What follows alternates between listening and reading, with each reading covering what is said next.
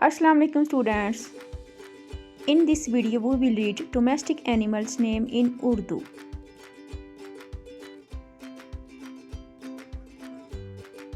घोड़ा,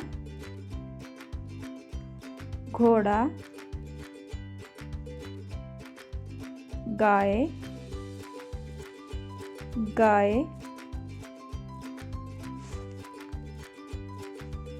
कुत्ता,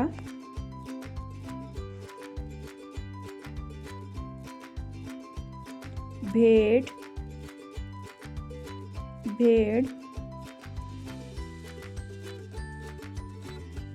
ऊंट, ऊंट, बकरी, बकरी, मुर्गी,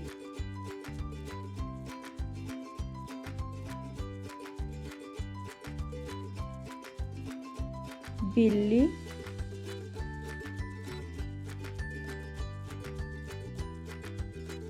खरगोश,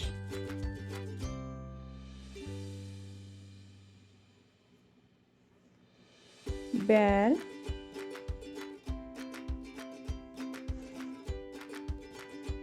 भैंस,